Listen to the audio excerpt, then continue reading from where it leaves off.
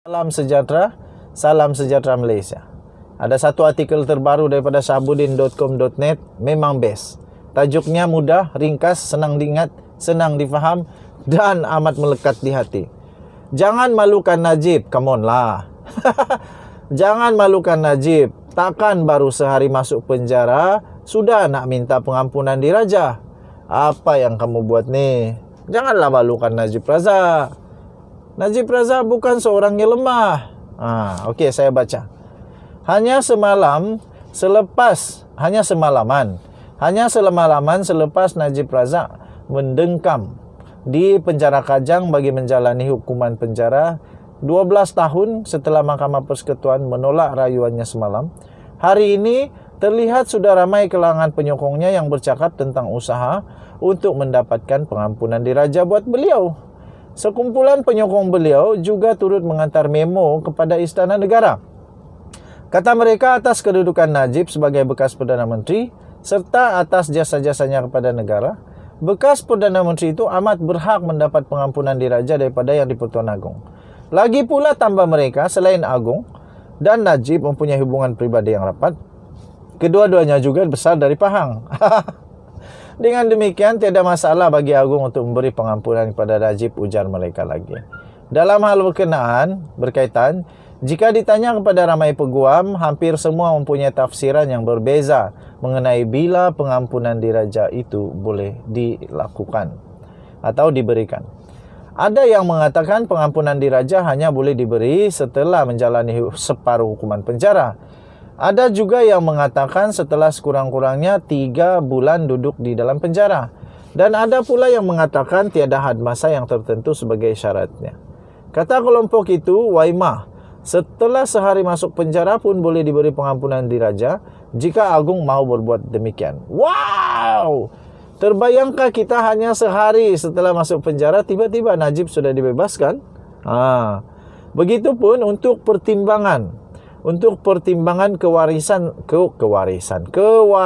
sesama kita, hendaklah disedari bahawa Najib dipenjara kerana kesalahan jenayah iaitu rasuah, pecah amanah dan pengubahan wang haram berkaitan dana SRC International, sebuah anak syarikat 1MDB.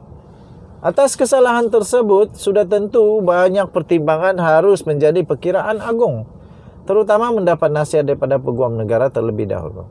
Selain itu, sesuai dengan konsep raja berperlembagaan yang diamalkan negara ini, segala tindakan Agong dalam memberi sesuatu pengampunan diraja bukanlah atas budi bicara baginda secara pribadi, tetapi setelah dinasihati oleh lembaga pengampunan.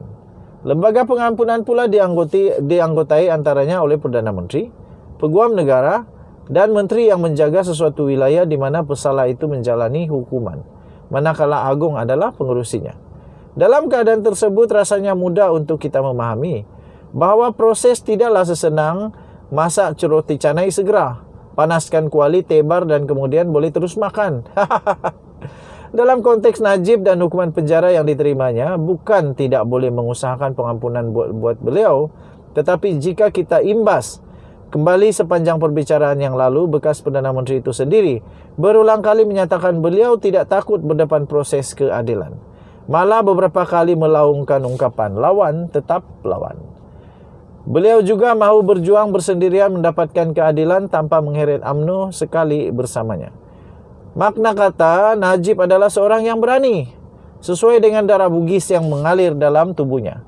Lebih daripada itu, UMNO sendiri adalah sebuah parti perjuangan yang rentetan keberaniannya sejak melawan Malayan Union. Jika disenaraikan adalah begitu panjang sekali. Kesimpulannya, Najib dan UMNO adalah rangkuman keberanian yang tidak ada tolok bandingnya. Maka, kenapa para penyokongnya terlalu awar? Baru hanya sehari beliau duduk penjara sudah mula bercakap soal pengampunan diraja. Tak bolehkah tunggu 3 bulan kah, 3 tahun kah, atau 6 tahun kah baru nak bercakap tentang pengampunan diraja? Janganlah malukan serta lekikan keberanian Najib. Ditulis oleh Syahabudin Husin, 24 Ogos 2022. Denyut Nadi Suara Rakyat bergema di channel ini. Kita jumpa lagi. Bye-bye. Salam sejahtera Malaysia.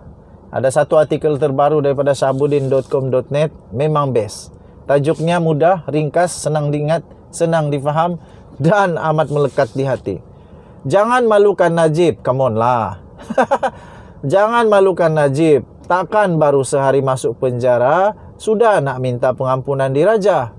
Apa yang kamu buat nih? Janganlah malukan Najib Razak. Najib Razak bukan seorang yang lemah. Okey, saya baca. Hanya semalaman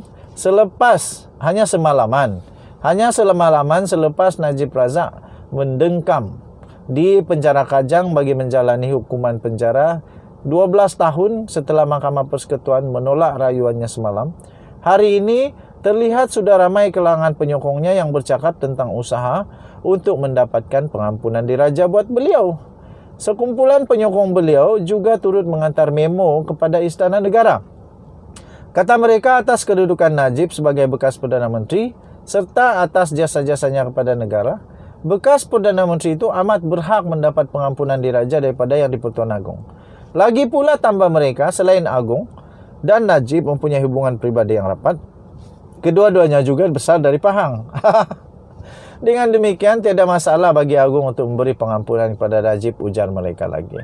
Dalam hal berkaitan, jika ditanya kepada ramai peguam, hampir semua mempunyai tafsiran yang berbeza mengenai bila pengampunan diraja itu boleh dilakukan atau diberikan. Ada yang mengatakan pengampunan diraja hanya boleh diberi setelah menjalani separuh hukuman penjara. Ada juga yang mengatakan setelah sekurang-kurangnya 3 bulan duduk di dalam penjara. Dan ada pula yang mengatakan tiada had masa yang tertentu sebagai syaratnya. Kata kelompok itu, Waimah, setelah sehari masuk penjara pun boleh diberi pengampunan diraja jika Agung mau berbuat demikian. Wow! Terbayangkah kita hanya sehari setelah masuk penjara, tiba-tiba Najib sudah dibebaskan?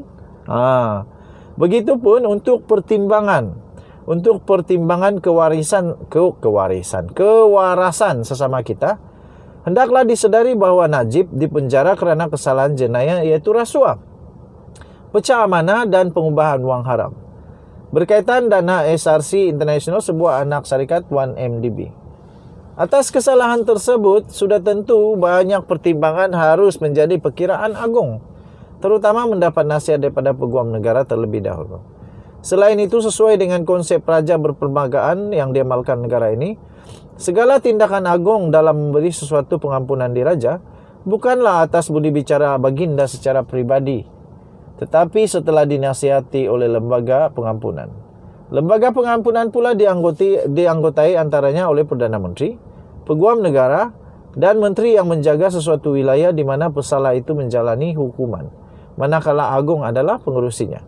Dalam keadaan tersebut, rasanya mudah untuk kita memahami bahawa proses tidaklah sesenang masak roti canai segera, panaskan kuali, tebar dan kemudian boleh terus makan.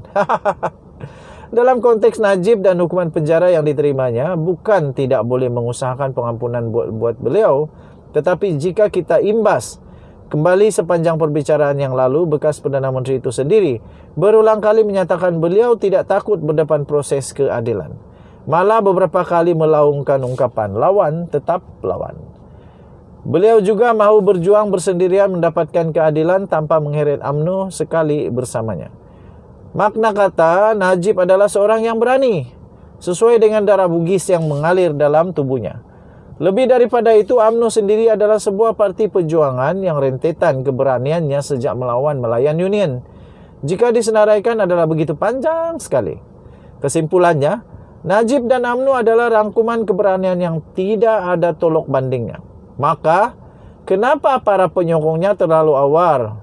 Baru hanya sehari beliau duduk penjara sudah mula bercakap soal pengampunan diraja. Tak bolehkah tunggu 3 bulan kah, 3 tahun kah, atau 6 tahun kah baru nak bercakap tentang pengampunan diraja? Janganlah malukan serta lekikan keberanian Najib. Ditulis oleh Sabuddin Husin, 24 Ogos 2022. Denyut Nadi Suara Rakyat bergema di channel ini. Kita jumpa lagi. Bye-bye.